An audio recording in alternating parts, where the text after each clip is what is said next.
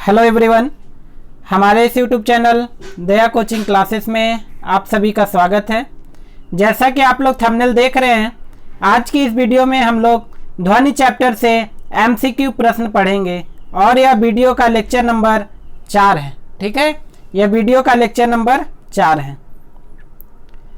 तो देखिए आज का क्वेश्चन नंबर 61। इसके पहले वाले वीडियो में हमने 1 से 60 प्रश्न करा दिए हैं। यदि आप उस वीडियो को देखना चाहते हैं तो ऊपर दिए गए आई लिंक पे क्लिक करके देख सकते हैं।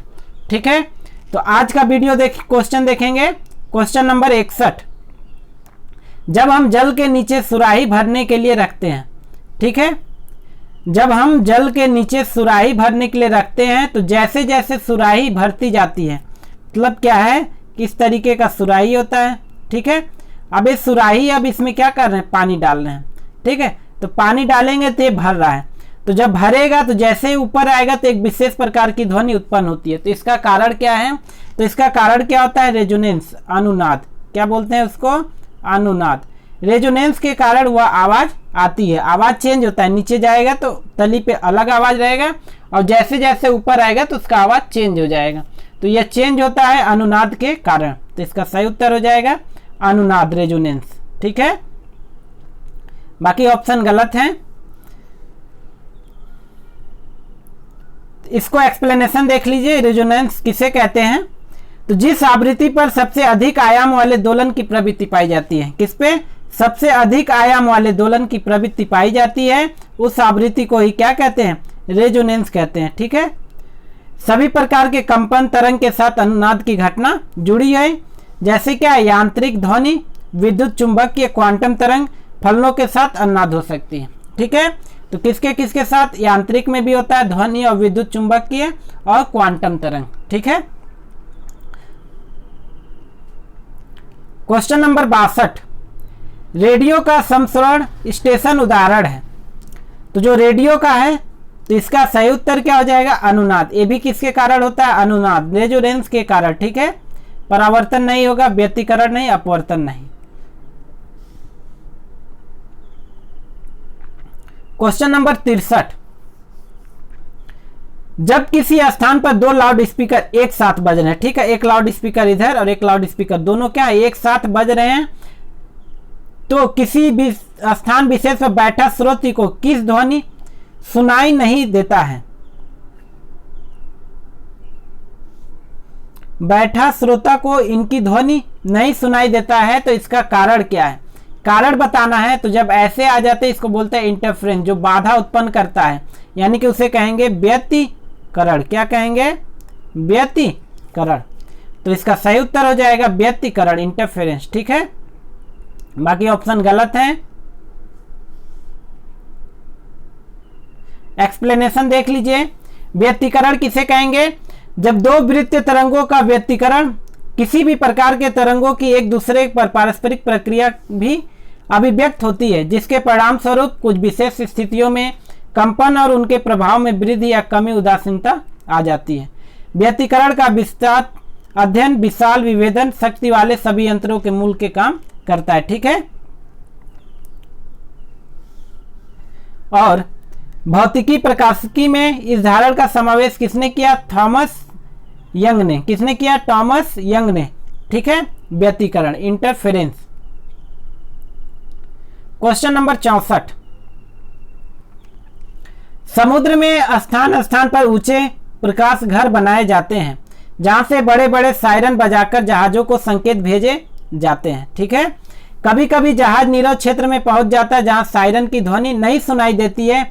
ये निरोध क्षेत्र ध्वनि तरंगों के किस गुण के कारण होता है। तो यहाँ देखिए नहीं सुनाई देते, मतलब ये क्या कर रहा है, बाधा उत्पन्न कर रहा है। तो बाधा जब उत्पन्न करता है तो होता है व्यतिकरण, इंटरफेरेंस। ठीक है, तो इसका सही उत्तर हो जाएगा व्यतिकरण, इंटरफेरेंस।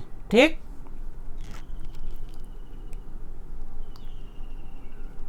देख लीजिए एक्सप्लेनेशन। समुद्र में स्थान पर ऊंचे प्रकाश घर बनाए जाते हैं, जहां से बड़े बड़े सायरन बजाकर जहाजों को संकेत भेजे जाते हैं। कभी कभी निरोध क्षेत्र में पहुंच जाते हैं जहां सायरन ध्वनि की सुनाई नहीं देती है। तो जब सुनाई नहीं देती है तो निरोध क्षेत्र ध्वनि का विनाशी व्यतिकरण। ठीक है, कारण क्योंकि दोनों तरंगे विपरीत में पहुंचती है वहां पे तीव्रता न्यूनतम हो जाती है। तो किसके कारण है? व्यतिकरण। ठीक है, और व्यतिकरण में कौन सा? विनाशी व्यतिकरण। क्वेश्चन नंबर 65, जब हम कमरे के अंदर बैठे रहते हैं तो यद्यपि हम बराबर के कमरे में बातचीत करने वाले व्यक्ति को देखते हैं तो नहीं, परंतु उनकी आवाज अवश्य सुन लेते हैं। इसका कारण क्या है? तो इसका कारण क्या होता है? विवर्तन। विवर्तन किसके कारण? विवर्तन के कारण हम सुन पाते हैं। ठीक है, तो इसका सही उत्तर हो जाएगा विवर्तन। बाकी ऑप्शन क्या है? गलत है। देख लीजिए विवर्तन किसे कहेंगे। विवर्तन क्या होता है कि जब हम कमरे के अंदर बैठे हैं यद्यपि हम बराबर कमरे में बातचीत करने वाले व्यक्ति को नहीं देख पाते परंतु उनकी आवाज सुन लेते हैं। इसका कारण क्या है? ध्वनि का विवर्तन। अब देखिए, जब कोई अवरोध ध्वनि के मार्ग में आता है तो ध्वनि किनारे से मुड़कर आगे बढ़ जाता है, तो इस घटना को क्या कहते हैं? विवर्तन कहते हैं। ठीक है, किसे कहेंगे? जब ध्वनि आ रही है तो ध्वनि क्या कर रही है? किनारे से मुड़कर आगे बढ़ रही है, तो उस घटना को ही क्या कहते हैं? विवर्तन कहते हैं। क्वेश्चन नंबर 66, किसी ध्वनि स्रोत की आवृत्ति में होने वाले उतार चढ़ाव को, ठीक है, जो उतार चढ़ाव होता है वह किस प्रभाव पे होता है? तो ये होता है डॉपलर के प्रभाव पे। किस पे होता है? डॉपलर प्रभाव। ठीक है, डॉपलर प्रभाव। तो अब यहाँ पे ऑप्शन देखेंगे, कौन सा है ऑप्शन? डॉपलर प्रभाव। तो यह इसका क्या है? सही उत्तर है डॉपलर प्रभाव। रमन प्रभाव नहीं, क्रॉम्पटन और प्रकाश विद्युत प्रभाव नहीं। किस पे होता है? डॉपलर प्रभाव पे। तो देख लीजिए डॉपलर प्रभाव, स्रोत या स्रोत की गति के कारण किसी तरंग, ठीक है, ध्वनि जब तरंग के स्रोत और श्रोता के बीच आपेक्षिक गति होता है तो श्रोता को तरंग की आवृत्ति बदली हुई प्रतीत होती है। ठीक है, आवृत्ति को बदली हुई प्रतीत होने की घटना को ही क्या कहते हैं? डॉपलर प्रभाव। ठीक है, और जो डॉपलर प्रभाव है किससे संबंधित है? ध्वनि से। क्वेश्चन नंबर 67,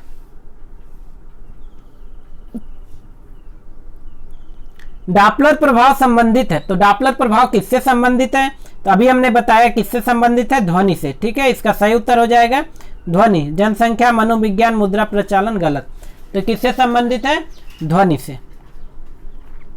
क्वेश्चन नंबर 68, पास आती हुई रेलगाड़ी की सीटी की आवृत्ति तीक्ष्णता बढ़ती जाती है, ऐसा किस कारण होता है? यह बताना है। देखिए इंपॉर्टेंट क्वेश्चन आरआरबी में पूछा गया।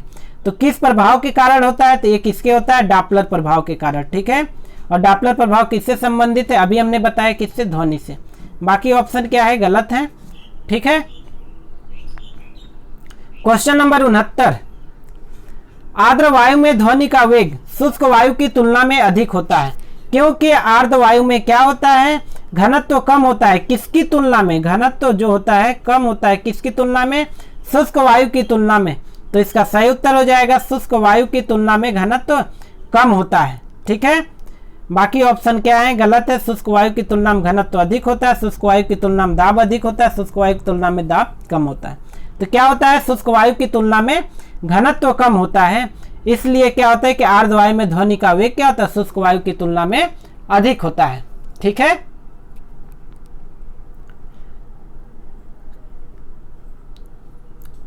देखिए एक्सप्लेनेशन, माध्यम में घनत्व में वृद्धि के साथ साथ क्या होती है? ध्वनि की गति कम हो जाती है। ठीक है, घनत्व अधिक होगा तो उसमें गति क्या होगा? कम होगा, और घनत्व कम होगा तो क्या होगा? ध्वनि की गति अधिक होगा। ये पॉइंट याद रखना है। ठीक है, क्वेश्चन नंबर 70, निम्नलिखित कथनों में से कौन सा सही है? कौन सा सही है? ध्वनि का वेग बताना है कि ध्वनि के वेग के संदर्भ में, तो ध्वनि के वेग के लिए क्या चाहिए? माध्यम की आवश्यकता होती है, और सबसे ज्यादा ठोस में होता है, उसके बाद द्रव, उसके बाद गैस में होता है। ठीक है, और ध्वनि जो है डॉपलर के प्रभाव, ठीक है, डॉपलर का प्रभाव जो है ध्वनि से संबंधित है। तो ये पॉइंट याद रखना है। अब यहाँ पे ऑप्शन देखेंगे तो बोल रहा है कि माध्यम की प्रकृति पर निर्भर नहीं करता है। गलत, निर्भर करता है। गैसों में अधिकतम नहीं, गैसों में न्यूनतम होता है, ठोस में अधिकतम, द्रव में न्यूनतम। ठीक है, ये भी सही है, लेकिन ठोस में अधिकतम और गैस में न्यूनतम होता है, इससे बेस्ट आंसर है। ठीक है, ये दोनों सही है, बट सही कौन है? ठोस में अधिकतम और गैस में न्यूनतम होता है। ठीक है, क्वेश्चन नंबर 71, निम्नलिखित कथनों में से कौन सा सही नहीं है? क्या बोला जा रहा है? सही नहीं है। तो गैस की ध्वनि तरंगों की संचरण की प्रवृत्ति अनुदैर्ध्य होती है। ठीक है, तो ये तो सही बोल रहा है। ठीक, 20 हर्ट्ज से कम आवृत्ति की ध्वनि तरंग अपेक्षाकृत प्रबल होती है, ये गलत कह रहा है। ठीक है, ये नहीं होता है। अगला पढ़ लेते हैं।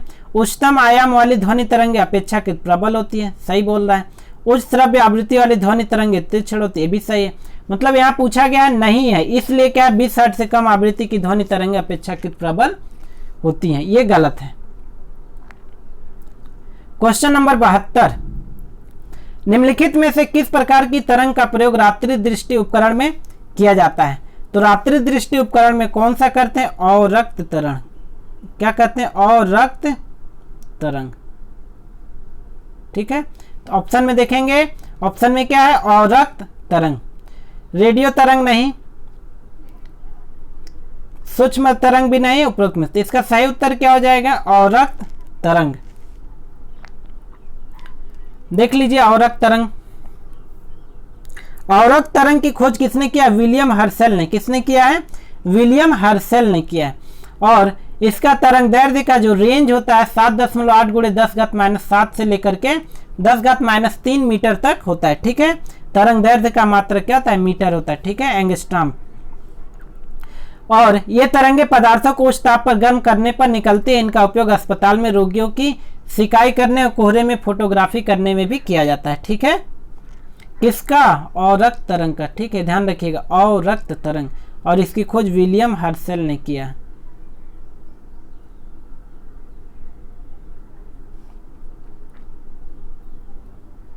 क्वेश्चन नंबर 73, निम्नलिखित में से किस ध्वनि में, निम्नलिखित में से एक में ध्वनि की चाल सबसे अधिक होती है? तो सबसे चाल हम बताएं कि इसमें ठोस में होता है, उसके बाद लिक्विड द्रव, उसके बाद गैस में होता है।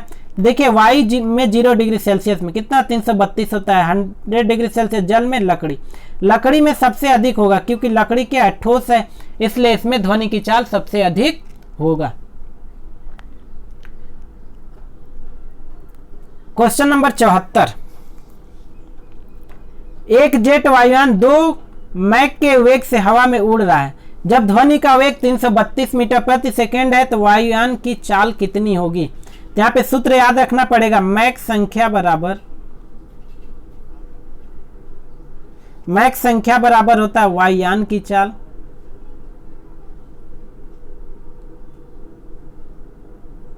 बटे ध्वनि की चाल, ध्वनि का वेग।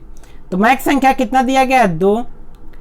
फिर यहाँ पे क्या हो जाएगा? वायुयान की चाल बटे, यानी कि हम सीधा सीधा लिख देते हैं, वायुयान की चाल बराबर हो जाएगा 2 × 332। ये क्या हो जाएगा? वायुयान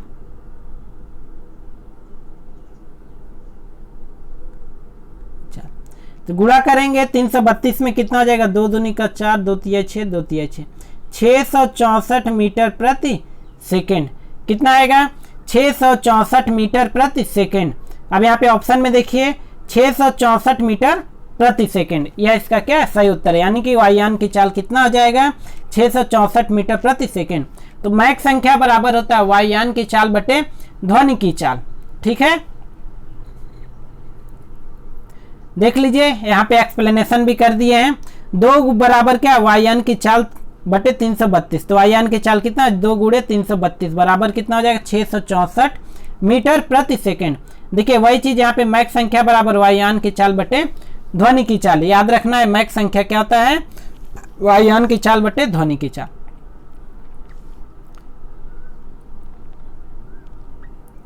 क्वेश्चन नंबर 75, लगभग 20 डिग्री सेल्सियस के तापक्रम पर किस माध्यम में ध्वनि की गति अधिकतम? देखिए जब भी अधिकतम होता है तब आपको सॉलिड ध्यान देना, उसके बाद लिक्विड, उसके बाद गैस।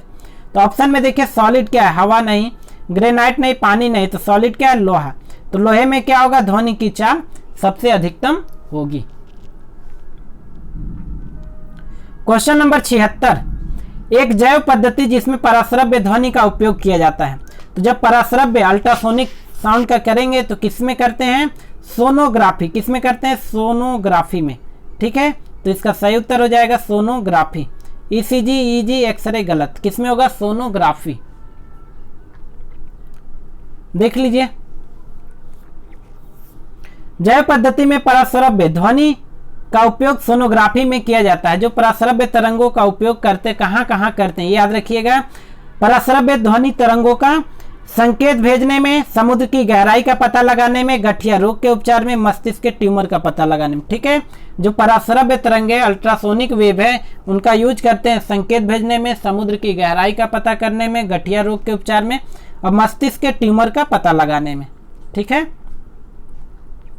क्वेश्चन नंबर 77, कौन सी तरंगे शून्य में संचरण नहीं करती हैं? तो कौन सी तरंगे हैं वो? ध्वनि तरंगे क्या होती हैं? शून्य में संचरण नहीं करती। उनके लिए कोई ना कोई माध्यम की आवश्यकता होती है। माध्यम होगा तभी ध्वनि का संचरण होगा। तो इसका सही उत्तर हो जाएगा ध्वनि। ठीक है, ध्वनि में नहीं होगा। ठीक है, बाकी ऑप्शन क्या है? गलत है। देखिए, ध्वनि तरंगों के संचरण के लिए किसी न किसी माध्यम का होना जरूरी है। अभी हमने बताया ये तरंग निर्वात में नहीं चल सकती है और यही कारण है कि वायुमंडल के अभाव के कारण चंद्रमा पर ध्वनि तरंगे संचालित नहीं होती हैं। ठीक है, इसलिए वहां पे दो व्यक्ति एक दूसरे की बात नहीं सुन सकते हैं, क्योंकि वहां पे वायुमंडल नहीं है और ध्वनि संचरण के लिए माध्यम की आवश्यकता होती है। क्वेश्चन नंबर 78, चिल्लाते समय व्यक्ति अपने हथेली को मुंह के समीप रखता है। क्यों रखता है? क्योंकि उस स्थिति में ध्वनि जितनी भी निकले वो क्या हो कि एक ही दिशा में इंगित करे। तो इसका सही उत्तर होगा उस स्थिति में ध्वनि ऊर्जा सिर्फ एक ही दिशा में इंगित होती है। बाकी ऑप्शन देख लेते हैं। ध्वनि पूर्णतया ध्वनि बढ़ जाती है, गलत। ध्वनि स्वर का उतार चढ़ाव बढ़ जाता है, इस कार्रवाई ध्वनि का कोई प्रभाव नहीं पड़ता। तो इसका क्यों यूज करते हैं? क्योंकि वो एक ही दिशा में इंगित होता है, इसलिए हम हथेली को मुंह के समीप रख देते हैं। क्वेश्चन नंबर 79, ध्वनि तरंगे नहीं चल सकती हैं। तो ध्वनि तरंगे किस में नहीं चल सकती? अभी हमने बताया किस में नहीं चल सकती है, निर्वात में और शून्य में। ठीक है, और कहाँ पे? चंद्रमा पर। ठीक, तो इसका सही उत्तर हो जाएगा क्या होगा? निर्वात में। निर्वात में ध्वनि तरंगे नहीं चल सकती हैं। ठीक है, बाकी ऑप्शन प्रश्न के अकॉर्डिंग गलत है, लेकिन ठोस, माध्यम, द्रव सभी में ध्वनि का संचरण होता है। ठीक है, ठोस और द्रव में अनुदैर्ध्य और अनुप्रस्थ दोनों में होता है और तीनों में क्या होता है? अनुदैर्ध्य के कारण। क्वेश्चन नंबर 80, वह उपकरण जो ध्वनि तरंगों की पहचान और ऋजु रेखन के लिए प्रयुक्त होता है वह क्या कहलाता है? उसे कहते हैं सोनार। ठीक है, सोनार। क्या कहते हैं? सोनार।